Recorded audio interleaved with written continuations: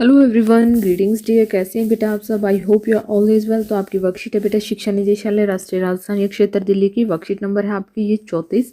ये आपकी 7th class की बेटा सामाजिक विज्ञान इतिहास से आपकी वर्कशीट ली गई है। विद्यार्थी को अपना नाम, अपने कक्षा अध्यापक का नाम लिखना है। वर्कशीट रहेगी ये हमारी 15 फरवरी 2021 की आपकी ये वर्कशीट है। तो चलिए बेटा पढ़ते हैं। ये आपकी जो NCERT की बुक से, सामाजिक विज्ञान इतिहास की बुक से बेटा जो आपका पार्ट नंबर 8 है, ईश्वर से अनुराग से वर्कशीट ली गई है। तो चलिए बेटा पढ़ते हैं। वर्कशीट शुरू करने से पहले बेटा अगर आपने सब्सक्राइब बटन नहीं दबाया है तो प्लीज़ जो है चैनल को सब्सक्राइब करें। तो चलिए बेटा पढ़ना शुरू करते हैं कि जो है नाथपंथी, सिद्ध और योगी। तो देखिए, स्थान और समय यानी कि नाथपंथियों के विषय में बताया गया है बेटा कि स्थान और समय उत्तरी भारत में 12वीं शताब्दी के आसपास जो है इनका स्थान और समय रहा है। उन्होंने साधारण तर्क वितर्क का सहारा लेकर रूढ़िवादी धर्म के कर्मकांडों और अन्य बनावटी पहलुओं तथा समाज व्यवस्था की आलोचना की है। ठीक है बेटा, क्या किया है उन्होंने? जो है तर्क वितर्क का सहारा लेकर रूढ़िवादी धर्म के कर्मकांडों और अन्य बनावटी पहलुओं और समाज व्यवस्था की आलोचना की है। उन्होंने संसार का परित्याग करके संन्यास का समर्थन किया है। किसका बेटा? संन्यास का। देखिए यहाँ पर आसपास आप ये देख रहे हैं कि आग के पास आसपास तपस्वियों का समूह। ये क्या थे बेटा? तपस्वी थे। उन्होंने जो है संन्यास ले लिया था, घर का परित्याग कर दिया था, संसार का परित्याग कर दिया था। उनके विचार से निराकार परम सत्य का चिंतन मनन और उसके साथ एक हो जाने की अनुभूति ही मोक्ष का मार्ग है। उन्होंने योगासन, प्राणायाम और चिंतन मनन जैसी क्रियाओं के माध्यम से मन एवं शरीर की कठोर प्रशिक्षण देने की आवश्यकता पर बल दिया है।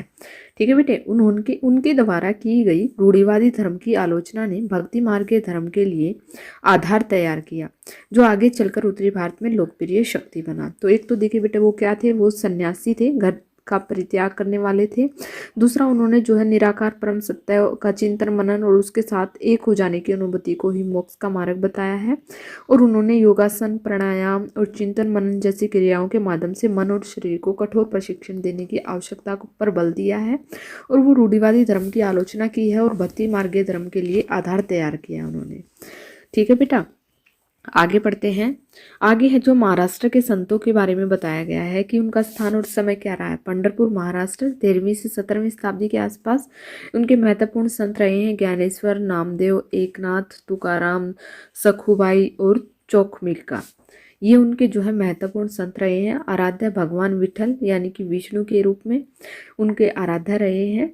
केंद्रीय विचार, व्यक्तिगत देव यानी कि ईश्वर जन मन के हृदय में विराजमान है। यानी कि जो है किसी को मूर्ति पूजा करने की या किसी को संन्यास लेने की जरूरत नहीं है। वो जो है जन मन के हृदय में विराजमान है। स्थानीय भाषा उनकी मराठी में गीत लिखे गए हैं। इन संत कवियों ने सभी प्रकार के कर्मकांडों, पवित्रता के ढोंगों और जन्म पर आधारित सामाजिक अंतरों का विरोध किया है।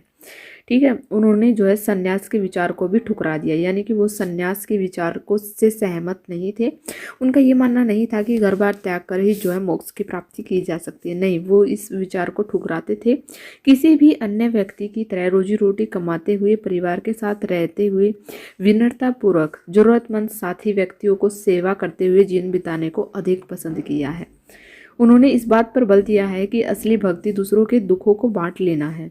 इसलिए इससे एक नए मानवतावादी विचार का उद्भव हुआ है। जैसा कि एक सुप्रसिद्ध गुजराती संत नरसिंह मेहता ने कहा था कि वैष्णो जन तो तेने कहिए जब पीड़ पराई जानी रे। ठीक है, आगे देखिए बेटा, भगवान विठल यानी कि जो विष्णु का एक रूप की आराधना ने वारकारी संप्रदाय को जन्म दिया और पंढरपुर के वार्षिक तीर्थ यात्रा पर जोर दिया। विठल संप्रदाय का भक्ति के शक्तिशाली उपादान के रूप में उदय हुआ तथा लोगों में काफी प्रसिद्ध, लोकप्रिय भी हुआ। सखुबाई एक महिला थी जो कि इस महाराष्ट्र के संतों की एक प्रमुख संतों में जो है गिनी जाती है। आगे देखिए बेटा, आगे है योगासन। गतिविधि दी गई है बेटा कि योगासन व प्राणायाम करते हुए अपनी एक फोटो अपनी कक्षा के व्हाट्सएप ग्रुप पर भेजिए। तो आप योगासन करते हुए या प्राणायाम करते हुए अपनी एक फ़ोटो क्लिक करके बेटा और अपने जो है कक्षा के व्हाट्सएप ग्रुप में या अपनी मैम के पास आपको भेजनी है। ठीक है, आगे देखिए, निम्नलिखित प्रश्नों के उत्तर दीजिए। सबसे पहला प्रश्न है नाथपंथियों, सिद्धों और योगियों के विश्वासों और आचार व्यवहारों का वर्णन कीजिए। तो चलिए बेटा करते हैं इस क्वेश्चन का आंसर। तो देखिए हम लिखेंगे बेटा, क्वेश्चन थोड़ा सा बड़ा है, लेंथी है, क्योंकि ये कई बार जो है 5th नंबर में भी आ जाता है, इसलिए जो है आपको थोड़े से, जरूरी नहीं सभी क्वेश्चन छोटे होंगे, थोड़े से बड़े क्वेश्चन ये हो सकते हैं, आंसर भी हो सकते हैं। तो लिखेंगे बेटा, नामपंथी, सिद्ध और योगी इस काल में अनेक ऐसे धार्मिक समूह उभरे जिन्होंने साधारण तर्क वितर्क का सहारा लेकर रूढ़िवादी धर्म के कर्मकांडों और अन्य बनावटी पहलुओं और समाज व्यवस्था की आलोचना की। उनमें नामपंथी, सिद्धाचार, योगीजन उल्लेखनीय हैं। उन्होंने जो है संसार का त्याग करने का समर्थन दिया। उनके विचार से निराकार परम सत्य का चिंतन मनन और उसके साथ एक हो जाने की अनुभूति ही मोक्ष का मार्ग है। इसके लिए उन्होंने योगासन, प्राणायाम, चिंतन मनन जैसी क्रियाओं के माध्यम से मन और शरीर की कठोर प्रशिक्षण देने की आवश्यकता पर बल दिया। उनके द्वारा की गई रूढ़िवादी धर्म की आलोचना ने भक्ति मार्गीय धर्म के लिए आधार तैयार किया, जो आगे चलकर उत्तर भारत में लोकप्रिय शक्ति बना। तो ये हो गया बेटा आपका क्वेश्चन नंबर 1 का आंसर। ठीक है, आगे देखिए बेटा क्वेश्चन नंबर 2 क्या है हमारा। क्वेश्चन नंबर 2 है कि जो है महाराष्ट्र में भक्ति परंपरा का एक महत्वपूर्ण केंद्र कहाँ रहा है। तो देखिए हमने महाराष्ट्र के संतों के बारे में पढ़ा था, उनका महत्वपूर्ण केंद्र कहाँ रहा है बेटा, पंढरपुर महाराष्ट्र में। ये आपका हो गया बेटा क्वेश्चन नंबर 2 का आंसर, पंढरपुर महाराष्ट्र। ठीक है, उनकी भक्ति का एक महत्वपूर्ण केंद्र रहा है। आगे है बेटा क्वेश्चन नंबर 3 है कि जाति के प्रति महाराष्ट्र के संतों का दृष्टिकोण कैसा था। तो देखिए महाराष्ट्र के संतों का दृष्टिकोण जो है जाति के प्रति, हम लिखेंगे कि जाति के प्रति महाराष्ट्र के संतों का विचार या दृष्टिकोण लिख सकते हैं आप कि महाराष्ट्र के संतों में जनेश्वर, नामदेव, एकनाथ और तुकाराम आदि महत्वपूर्ण थे। ठीक है, इन संतों ने सभी प्रकार के कर्मकांडों, पवित्रता के ढोंगों, जन्म पर आधारित सामाजिक अंतरों का विरोध किया है। तो ये बेटा जो है जाति के आधार पर महाराष्ट्र के संतों का दृष्टिकोण था। ये हो गया बेटा हमारे क्वेश्चन नंबर 3 का आंसर। ठीक है, अब करते हैं हम क्वेश्चन नंबर 4। क्या दिया गया है बेटा कि जो है महाराष्ट्र के कुछ महत्वपूर्ण संतों के नाम लिखिए।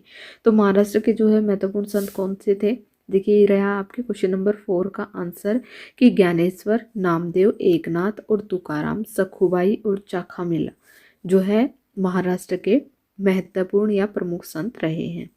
तो ये हो गया बेटा आपके क्वेश्चन नंबर 4 का आंसर, और यहाँ पर होती है आपकी वर्कशीट कंप्लीट। तो अगर आपको वीडियो अच्छी लगी तो प्लीज़ बेटा आप मेरे चैनल को लाइक, शेयर एंड सब्सक्राइब करना ना भूलें। अपने फ्रेंड्स के साथ ज़्यादा से ज़्यादा शेयर करें।